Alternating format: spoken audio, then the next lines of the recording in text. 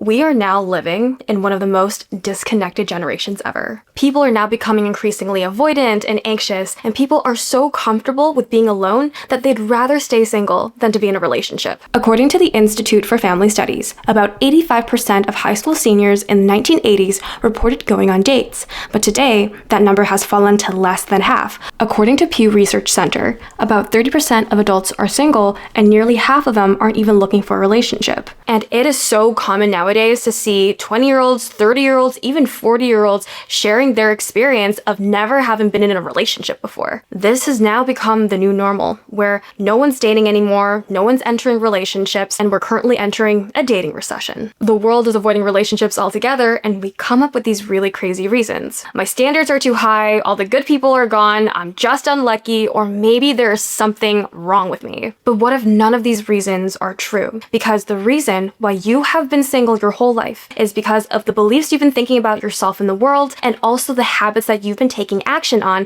that is causing you to block from real love. Hi, my name is Jasmine, and on this channel, we talk all about becoming the woman of your dreams and building a life that you absolutely love. And in this video, I'm going to be sharing with you 5 reasons why you may have never been in a relationship and how to attract a relationship once and for all. I promise you that if you implement everything that I'm sharing in this video and you watch till the end, you will be able to approach relationships with so much more confidence. And it will also shift your mind to become more receptive to love. Here are all the video chapters, and you can find the video chapters in the description below. And if you are somebody who is ready to do the real work, I'm not just talking about watching these videos, but actually transforming, I provide worksheets for every single one of my videos. In these worksheets, you'll find in-depth journaling prompts as well as practical exercises to help you start removing your limiting beliefs and to write out an action plan so you can start living out as your highest self today. You can access these worksheets down in the description below. Now let's dive into the video. The first tip is I want to address the distinction between a checklist dating approach versus having real standards. Let's first clarify and understand what having high standards actually means. Having high standards is having a threshold of what you tolerate that makes you have this peace of mind in a relationship, but also makes you feel secure, makes you feel safe and understood. These are real needs that you have to have in every relationship in order for you to feel valued. I commend you to always have high standards when it comes to how people treat you or how people make you feel. But the approach that a lot of single people make is using checklist dating. Checklist dating is when you are evaluating someone's external qualities, achievements, looks, etc., and using that as a way to define whether someone's the right match for you. Checklist dating has nothing to do with feeling secure or safe in a relationship, but checklist dating is simply about image, how you are being perceived by being in a relationship with this kind of person. I know that we all have preferences when we're seeking out a partner. So we may want someone who's tall, we may want someone who has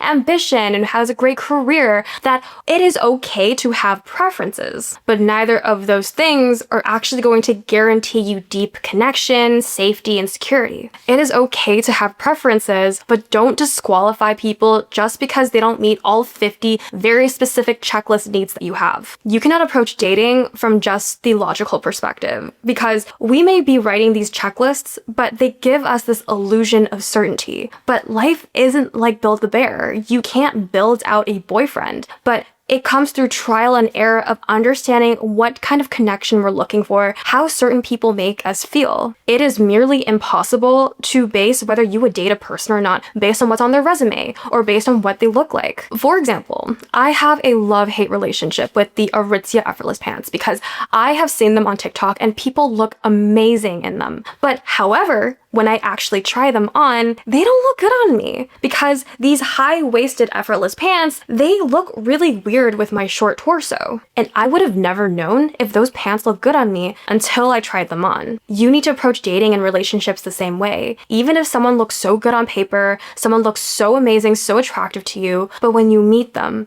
it's a whole other game because you are now evaluating the vibration, the connection between you two, how stimulating the intellectual conversations are, how safe you feel in his presence. There are so many other factors that come into dating and relationships that a checklist would never be able to cover. If you go into a date with this mental checklist in your mind with all 50 things that this person needs to have, that date is going to feel extremely transactional. And it's not going to feel good to you, and it's definitely not going to feel good for the other person because that person thinks he's being interviewed. Let's say in a scenario where you're on a date with a guy and he has the same exact approach, where you guys are both on this date checking off boxes and you seem to check off every single one of his boxes. If you guys are both perfect for each other on paper, you guys get married, have kids, aren't you gonna feel like over time there's gonna be something missing? I'm talking romance, humor, connection, joy, fun. When those elements are not in the relationship and all you have are external markers that that's why you guys were able to attract each other, that relationship is not going to fulfill you, or it's not going to fulfill the other person either. Checklist dating, and if you do land a guy who meets all 50 things on your checklist, it will only look good for other people, but it will never feel good to you. But having real standards and also self-awareness and what kind of guy you want is about looking beyond what you have in your checklist. Because while you may be asking and wanting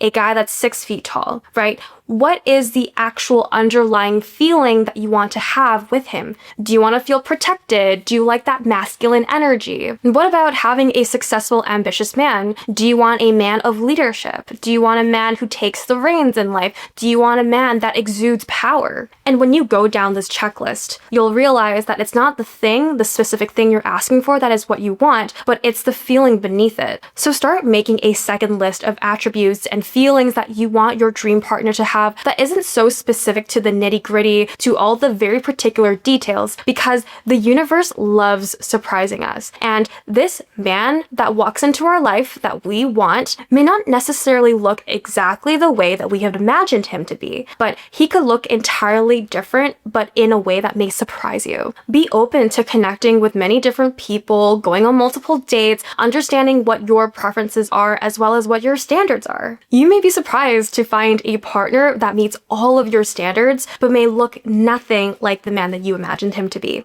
The second thing is to stop the excessive porn use. Yes, ladies, I'm talking to you. It is no mystery and no secret that men watch porn, but women also watch porn too. Just because women don't talk about topics like this doesn't mean that it's an ongoing issue, and we need to start spreading awareness. This is what you don't know about porn. Yes, it is taboo. Yes, it's a little dirty, and am I uncomfortable talking about this right now? Absolutely. But I've seen ruin way too many lives, and I want to talk about it. If you are currently single right now and you are trying to call in a healthy long-term relationship, I commend you to stop watching porn. Porn is actually ruining your life because it's rewiring and shaping the way that you see relationships and love that make it feel so inaccessible and makes it feel so much harder to be in a real relationship. That's why it's so much easier to turn to porn. The first reason is because porn primes you to think that love is all about instant chemistry. But when in reality, when you're dating someone, you're getting to know somebody, it's gonna take time for you guys to bring your walls down and to really fully get to know each other. It even takes you time to open up to someone, whether it's a platonic relationship or not. We go into dates expecting this instant connection because we assume that that's what relationships should feel like. It should feel like this instant spark, instant zap, that this person is the one. That's not what relationships are like. Relationships are raw, they're intimate, they're vulnerable, and maybe there's this awkward period where you're still getting to know the person. So if you've gone on a handful of dates and you're like, oh, people are so boring. And it's because what porn does is that porn actually makes real life less stimulating. The thing with excessive porn use is that when you're watching porn, your dopamine levels spike in an all-time high, and because your brain needs to achieve equilibrium, it has to go right back down to balance itself out. So that's why excessive porn users usually experience less joy, less excitement, less pleasure for life outside of porn because their dopamine levels are constantly low. The second thing is that it shapes your perception of what you think men want. The more porn that you watch, the more that you assume that men only want you and the only value that you have as a woman is your body and what your body can do. Or you may even have an unconscious assumption that men just want to have sex with you. While men are visual creatures and they have needs, it doesn't mean that they're only looking to get their sexual needs met or they're looking for a specific type of woman who looks a certain way, has a certain body type. But Healthy men that are looking for long-term relationships are typically the ones that look beyond what you look like. So if you find yourself being really afraid of being in a relationship because you think that you're going to be forced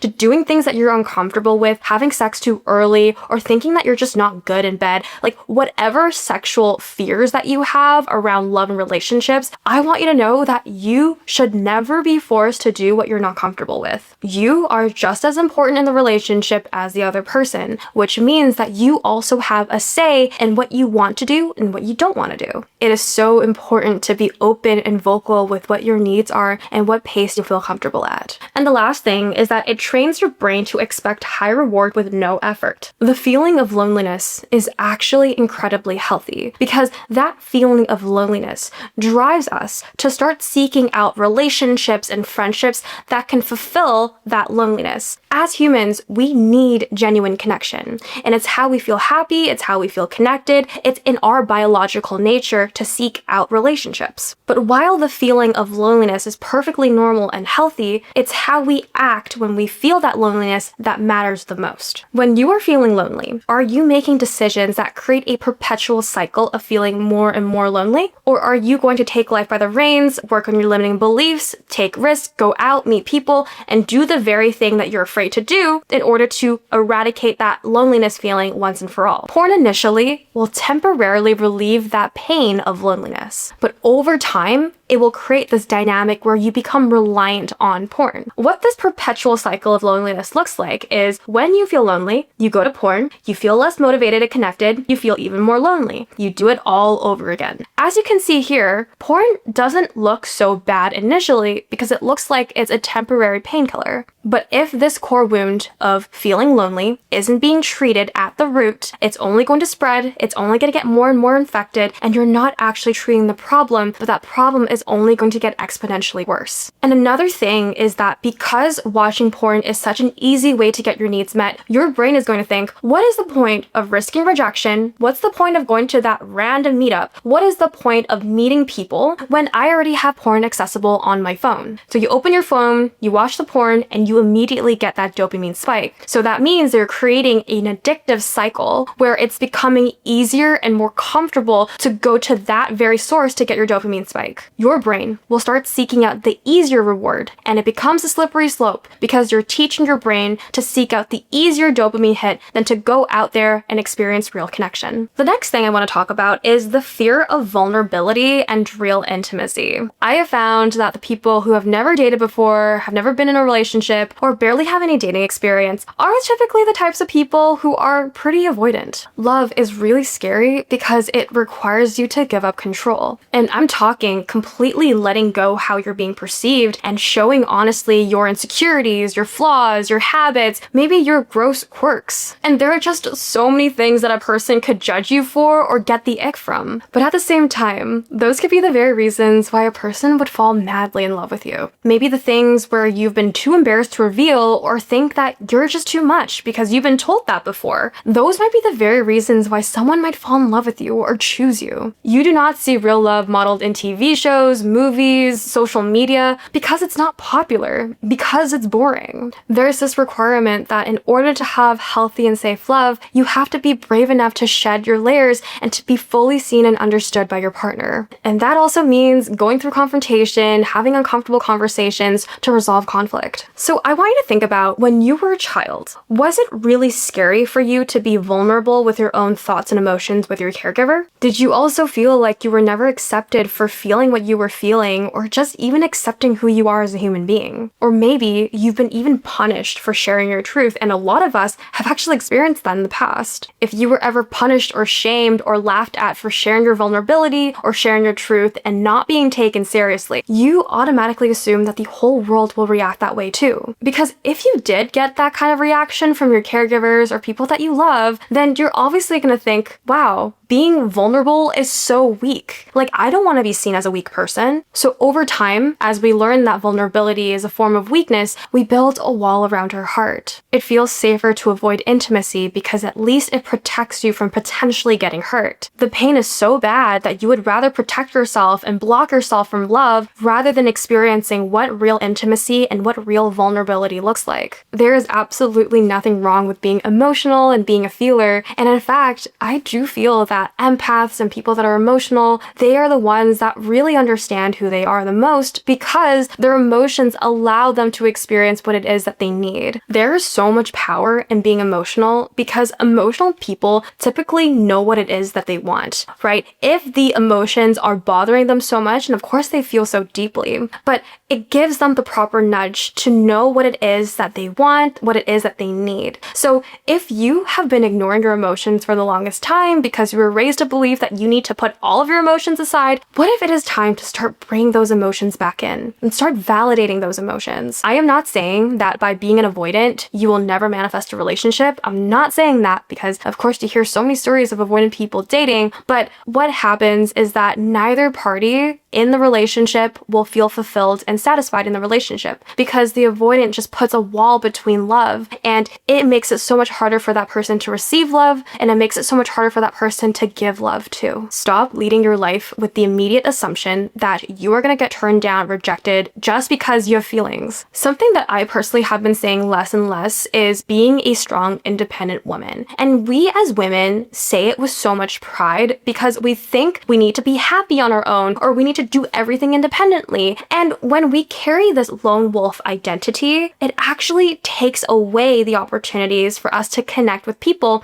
because we feel that we need to do life alone, even if we don't want to. But humans are wired for connection, and Harvard even did a study studying the most happy people on Earth, and it was one of the longest studies ever. And they found that the happiest people on Earth are not the ones that are the most successful, not the ones that are the most pretty, not the ones that are the most talented, but the most happy people on Earth are the ones that have the most high quality relationships. And a tip to having high quality relationships, whether these are platonic relationships or romantic relationships, is that you need to be open to being vulnerable with people. And that you need to stop bringing in this facade, this image you think you need to protect, but instead allow those walls to come down and allow yourself to be fully seen for who you are. You may not have been able to choose the caregivers or the parents that raised you, but you get to choose who you get to be vulnerable with in a relationship, who accepts you, who fully sees you. You get to choose that now. The fourth tip is to stop believing you have to meet certain conditions before you're allowed to be in a relationship. You may believe that you need to be an entirely different person in order to be deserving of love, in order to be deserving of a relationship, and we probably pick these ideas up from our parents, from social media, from movies, from TV shows. We pick it up all around us. Or maybe you were told that you were not blank enough, not pretty enough, not smart enough, not funny enough, not interesting enough. What kind of boy would ever love you because you're not blank enough? Over time, when we hear that enough times, we are going to accept that message as a truth of who we are. And you'll build this narrative in your mind that you will never be lovable until this thing is fixed. Then you start collecting experiences that reinforce this belief. If you were in high school, your crush didn't like you back, you were cheated on by your ex, no one asked you out, and no one wanted to date you, it starts to feel that life is giving you more proof why you're not worthy of a relationship.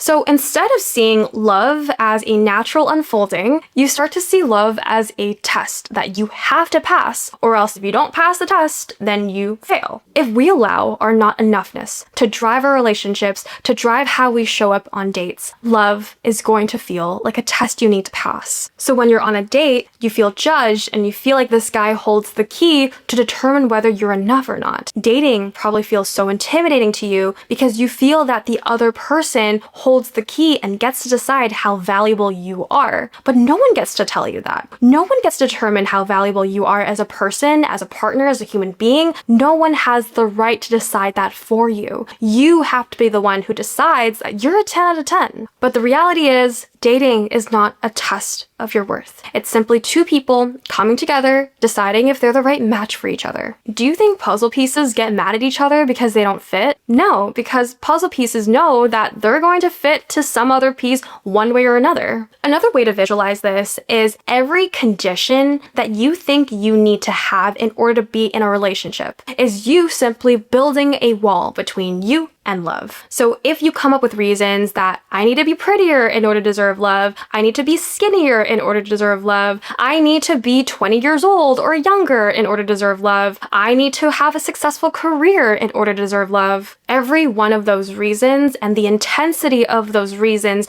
built a thicker and thicker wall between you and love. So if you come up with a million reasons about why you are undeserving of love, is love going to be able to come into your life even if it's in front of you? It can't, because you can't even access that love because you've built a wall around your heart. Even if someone were to come into your life and love you exactly as you are, you won't even be able to see that because you are so blocked with thinking what you need to achieve, what you need to have done in order to deserve that love. It's because you have decided that you are not ready or not worthy of that love yet. The extent of your self-acceptance becomes the extent of love and acceptance you experience from others. If you accept 50% of who you are, you're only going to attract people who mirror and only accept 50% of who you are. This is simply the law of attraction. And the rule of the game is that you need to keep reminding yourself of how worthy you are, how lovable you are. While it may seem personal that people don't value you, people don't understand you, people don't see your worth, but that comes from within first. That has to be decided within you before you expect that from other people. You can't seek it from outside of you. You need to determine that within yourself. If you remove these conditions, if you no longer give those conditions the power to control your love life, everything will change for you. When you finally come to terms to fully believing that you are worthy and enough exactly as you are, and you accept yourself fully, the love that you're looking for will come and find you. A lot of people ask me, how do I get rid of this fear of rejection? Because when you're dating, you're going to experience rejection one way or another. But to really answer this, you need to look within and say to yourself, how much do I accept myself? Because self-acceptance is the answer. If you can fully accept yourself as you are, there is no amount of rejection that can hurt you. As you start removing and dismantling all of these conditions that you thought you needed, you'll realize that you never needed these conditions to begin with. A very powerful way to break free from those conditions is to find your expanders. Start paying attention to the types of people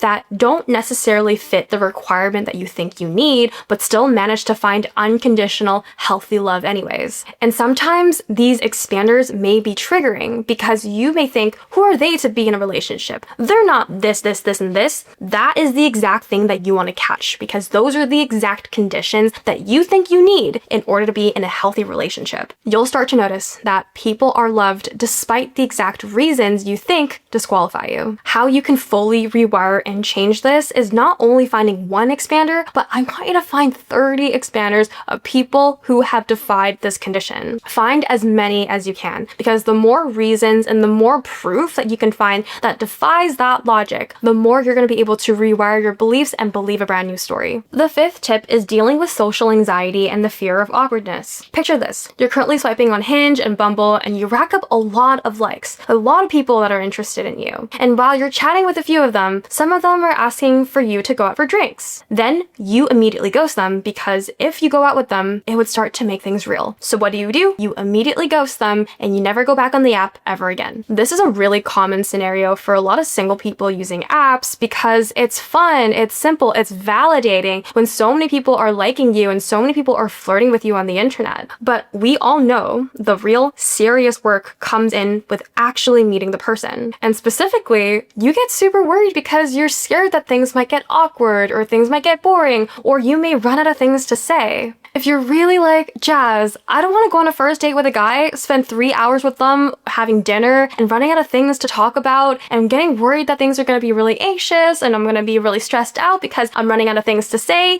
and you come up with all these worries, and I totally agree with you. I actually believe that every first date should only be an hour long. The reason why is because if you're dating online, like if you're dating on the apps and you're seeing this guy for the first time, only basing your assumption of this person based based on what they write on the profile. But if you're only spending an hour with them and you don't really like them, you can get away with it quickly, right? An hour is only gonna go by so fast. But it also plays in your favor if you like this guy. So say that you guys are chatting for an hour and you guys are really clicking, you guys are getting along, you guys have the same hobbies, same personality, and that 1 hour hits. Then the next time you guys see each other, you guys are gonna have so much more to talk about and you're gonna feel like you're leaving on a high note. The deeper mindset shift that I want you to take away when it comes to dating is, what if the point of dating isn't to get the other person to like you? Because that is a non-controllable variable. You can't control how someone perceives you, you can't control if someone likes you or not, but what if the goal is simply to be known? If you show up on dates trying to look perfect, trying to sound perfect, trying to seem perfect, it looks like you have a stick up your butt, and you come back from the date wondering why the date was so boring, it's because you couldn't even relax and made it hard for the other person to relax as well. If you want to have an exceptional date, it's also important that you give yourself the opportunity to pour into being your best self, and when I say best self, I mean the most authentic self. If you're still thinking, Jazz, I'm just way too awkward, I have really bad social anxiety, I can't do this, my anxiety is gonna shoot through the roof, I'm here to tell you that it's called social skills for a reason. Because social skills, it's a skill. It can be built up, it could be practiced, and it takes time to learn how to communicate with other people. Because even babies don't know how to communicate with people, right? They just smile, they say goo goo gaga, and that's it, and everyone loves them. But over time, as we age and we learn more about how to communicate, we also need to put ourselves in environments where it feels uncomfortable so we can practice these social skills. Social skills also includes how to flirt with people, how to approach people, how to talk to the opposite sex. These are all skills that need to be practiced over time, and that's how you get better at it. You need to start getting uncomfortable with being uncomfortable by stretching your comfort zone